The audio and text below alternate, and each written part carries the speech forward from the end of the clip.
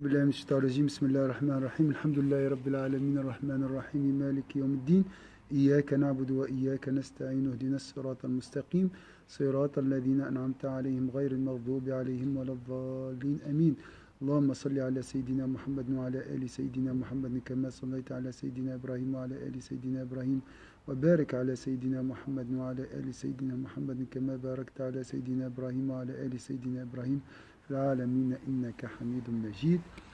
On va voir ensemble, Inch'Allah, l'exégèse du verset 48 sur Yassine. Et ils disent à quand cette promesse si vous êtes véridique. ويقولون متى هذا الوعد إن كنتم صادقين. ذكر عقب استهزائهم بالمؤمنين لما منعوهم الإنفاق بعلة أن الله لو شاء لأطعمهم. استهزاء آخر بالمؤمنين في تهديدهم المشركين بعذاب يحل بهم فكانوا يسألونهم هذا الوعد استهزاء بهم. Pourquoi les Quraysh disaient au prophète sallallahu alayhi wa sallam, à quand cette promesse si vous êtes véridique? Pourquoi ils disent comme ça? Et avec quelle manière? Par ostentation. Par ostentation et moquerie.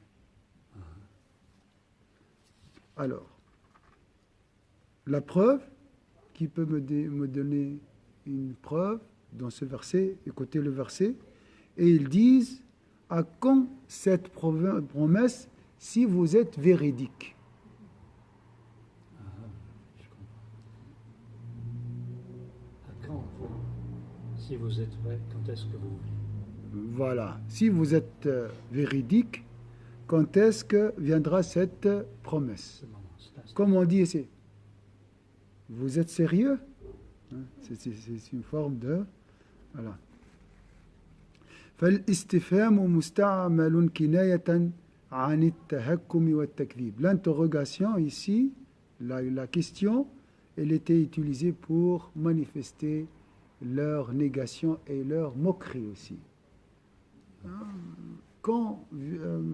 À quand cette promesse si vous êtes véridique? Vous voyez comment la manière. وأطلق الوعد على الإنذار والتهديد بالشر. À quand cette promesse? Ça, c'est une promesse. Donc, tout d'abord, les Quraysh, ils ont demandé aux musulmans de demander votre Seigneur. Il va vous donner à manger. On a vu ça. C'est une moquerie, ça. Deuxième moquerie, c'est celle-ci. Et là, les musulmans, après la première, les musulmans, ils ont dit, vous allez voir le châtiment d'Allah Azza wa Jal. Hein? Ah, d'accord. Alors, à quand cette promesse? À quand ce châtiment? C'est ça la question. Mais comment, comment cette promesse, ce châtiment sera considéré comme comment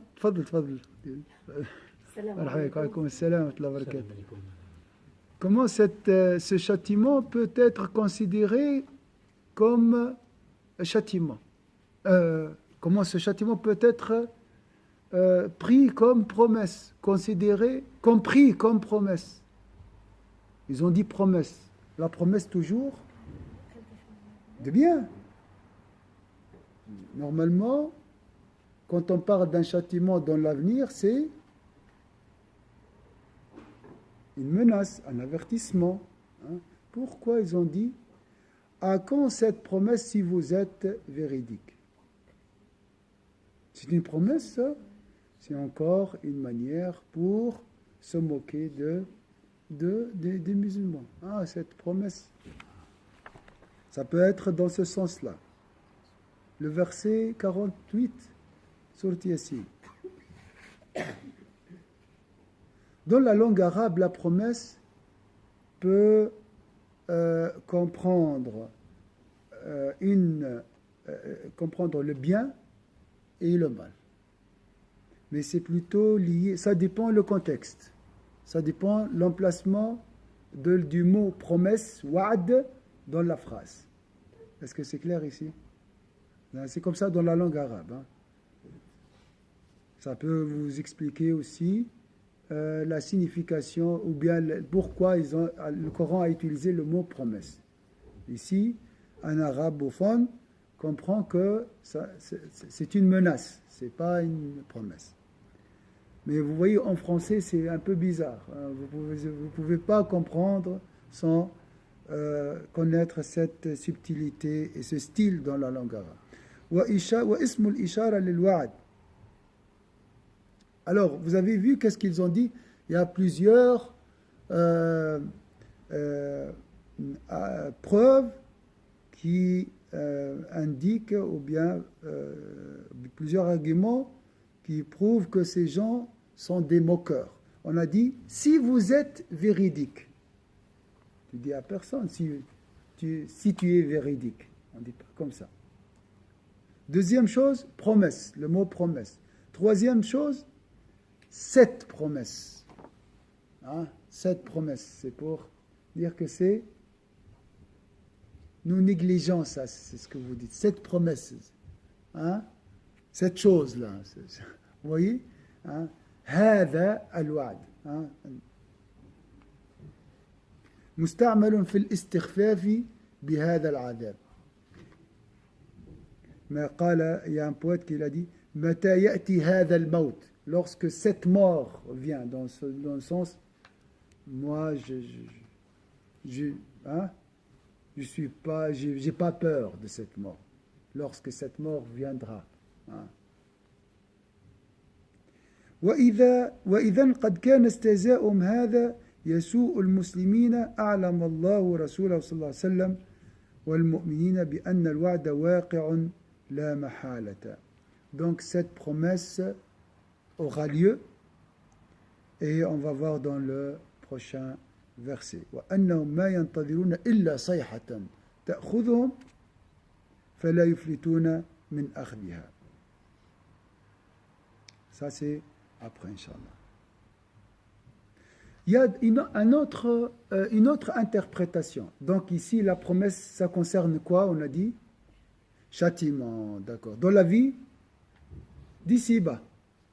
Hein?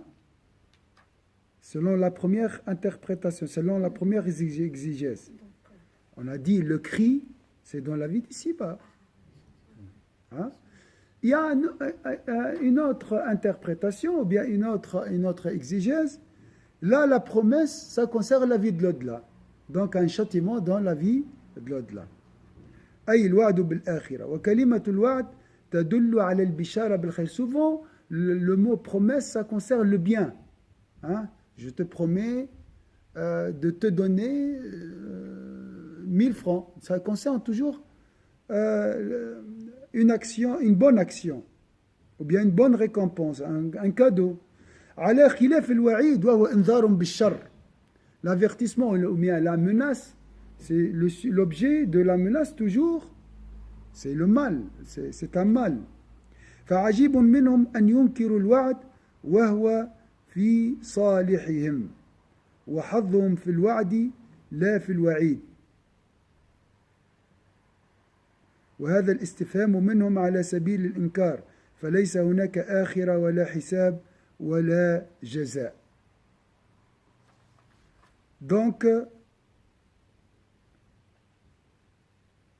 il y a aussi ici le Coran est très très subtil dans le sens à quand cette promesse.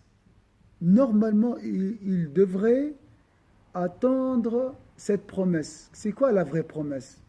Vous attendez quoi, vous, après la mort? Vous demandez quoi? Le paradis. Ces gens demandent quoi? Ils demandent le châtiment. Vas-y, amène ton châtiment. Oui, c'est ça. Dans la vie de l'au-delà, le feu, amène le feu. Il n'y a pas de problème. C'est l'ignorance, l'arrogance. Non, non, ils savent très bien. Ils savent, mais voilà. Voilà, c'est la moquerie, c'est comme on a dit au début, la dunya, la vie d'ici-bas, est une certitude, alors que la vie de l'au-delà, c'est un doute. Mais ça dépend pour qui. Oui, ça dépend pour qui. Ça dépend de chaque personne, comment on voit. Même nous, des fois, nous sommes attirés par tout ce qui est palpable, tout ce qui est matériel aussi. Nous préférons le superficiel sur l'essentiel. Des fois, ça nous arrive, nous, dans notre vie, en tant que croyants. Alors, si la foi est faible, si la science est faible. وَالْعَاقِلُ مِنْهُمْ الَّذِي يَعْتَرِفُ بِالْآخِرَةِ. Donc, ces gens moqueurs ne croient pas à la vie de l'au-delà. Et ils demandent au prophète, comme ils ont dit, à quand cette promesse? Donc, dans le sens, il n'y aura ni promesse, ni avertissement, ni rien après la mort. Et dans la vie d'ici-bas, la même chose. Il n'y aura rien. Il n'y aura pas de châtiment, il n'y aura pas de punition. On fait ce que... comme si Dieu est absent. Si vous êtes véridique. Alors, il y a une autre catégorie qui ont la croyance. Comme c'est dans le Surat Al-Kahf, وَمَا أَظُنُّ السَّاعَةَ قَائِمَةً وَلَئِن رُدِدتُّ إِلَى رَبِّي لَأَجِدَنَّ خَيْرًا مِنْهَا مُنْقَلَبًا. Donc, Surat Al-Kahf, verset 36, et je ne pense pas que l'heure viendra. Et si on me ramène vers mon Seigneur, je trouverai certes meilleur lieu de retour que ce jardin. Donc quand même, il croit, mais voilà, avec beaucoup avec une foi très faible. ومعنى إن كنتم صادقين في قولكم بأن هناك بعثا وحساب وواضح ما في إنكار من القيامة من تحدي. Il y a ici beaucoup d'entêtement, beaucoup d'endurcissement du cœur et un défi.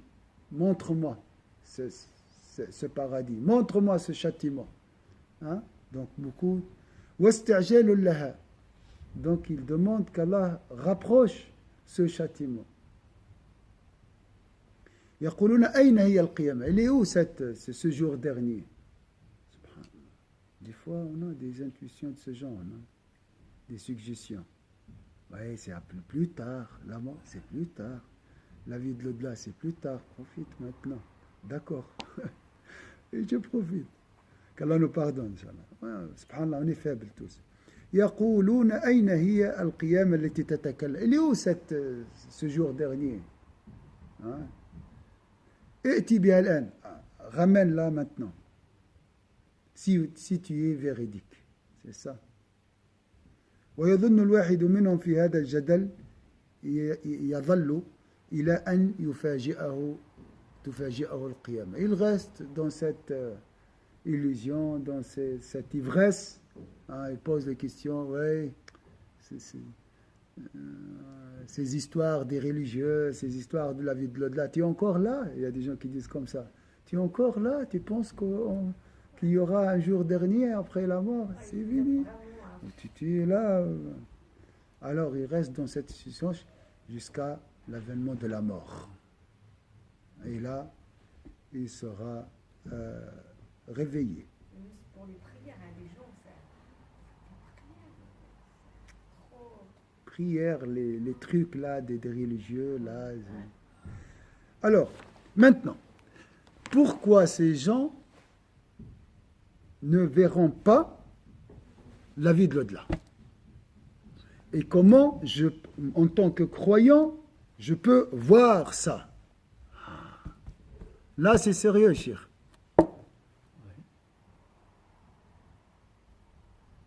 Je dois voir. Pour croire, je dois voir.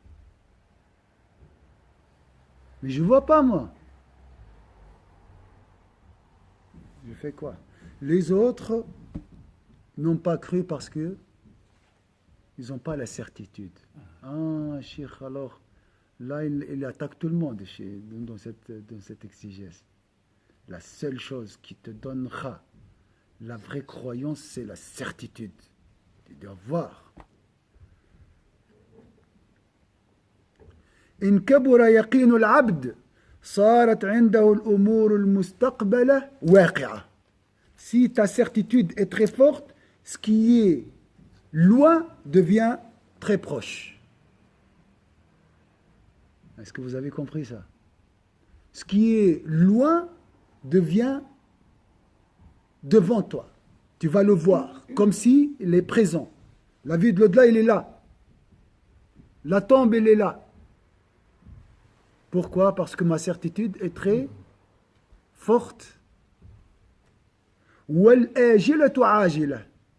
Ce qui est loin, il devient immédiat. Subhanallah. C'est ça les gens doués de sagacité. Vu que la vie de l'au-delà, elle est là, la mort, elle est là, la tombe est ouverte, et je serai enterré peut-être aujourd'hui. Hein? Si vous avez remarqué, les gens mourants, comment ils parlent? Ils parlent un autre langage, n'est-ce pas? Parce que là, ils sont parmi les doués de sagacité. Ils voient l'avenir. Et les gens malades aussi. Les gens malades, lorsqu'ils ont la certitude, donc il n'y a pas de voile, ils vont voir. Mais ce qu'il y a, c'est qu'il y a des jours malades, puis après, dès que ça va mieux, eh ben, ils vont... Et c'est le voile qui revient. Alors j'ai vu un endroit très beau qui explique un peu, je ne sais pas où je l'ai vu, à quelque part, j'ai vu comment passer la certitude. Bon, subhanallah.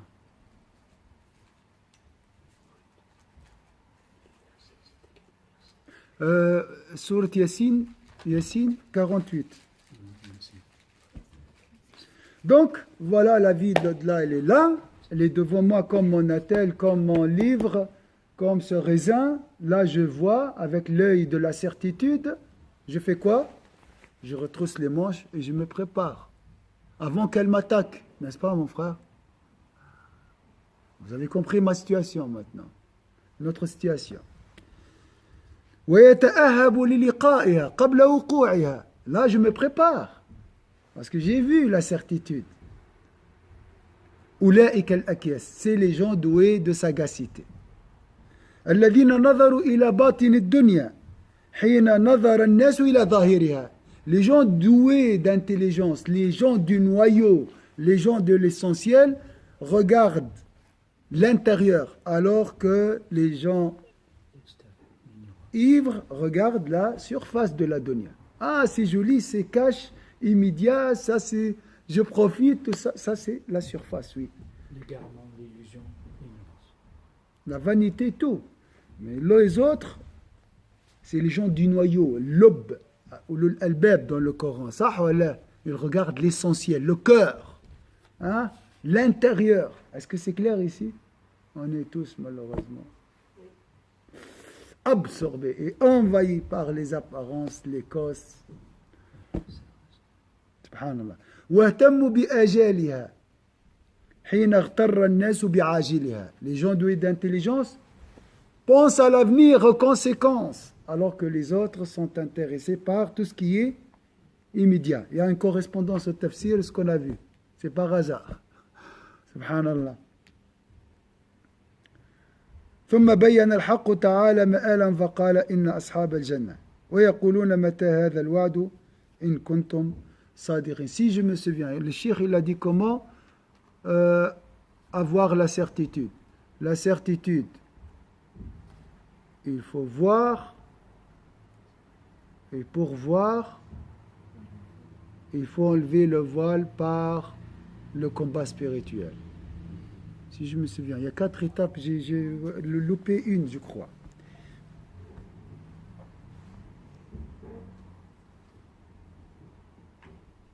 Donc, ils se précipitent, ils attendent, ils demandent la vie le jour dernier. Hein? Ramène ce jour dernier. ويستبطئون قيام الساعة لا عن تصديق يزيحهم عن شكهم أو خوف يمنعهم عن غيهم ولكن تكذيبا لدعوة الرسل. Est-ce que tu as le droit de dire oh je cherche la mort, je veux la mort? Est-ce que tu peux demander ça en tant que croyant? Est-ce que tu peux souhaiter la mort? Mais si.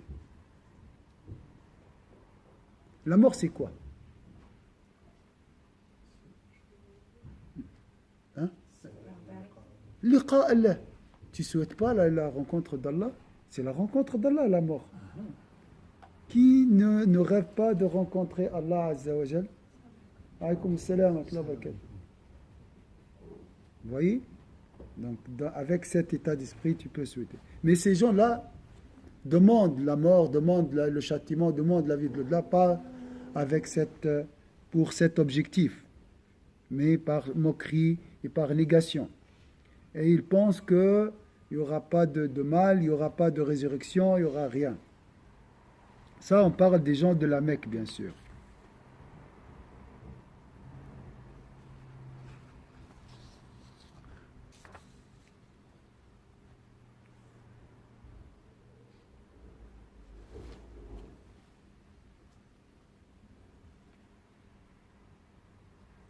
Aussi, on a utilisé le mot promesse parce que pour eux, après la mort, il n'y aura que le bonheur. Je ne sais pas comment il y aura le bonheur, mais voilà, pour eux, ça sera il y aura pas de mal après la mort pour eux.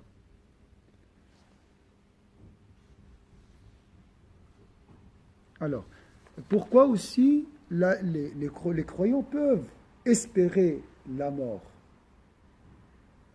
Pourquoi? On a dit, la mort leur permettra de rencontrer leur bien-aimé. C'est vrai ou pas? تمكنهم من لقاء المحبوب. صح ولا? Ça, c'est si je regarde après la mort. Et si je regarde derrière, la mort, elle fait quoi? Elle nous sépare de quoi?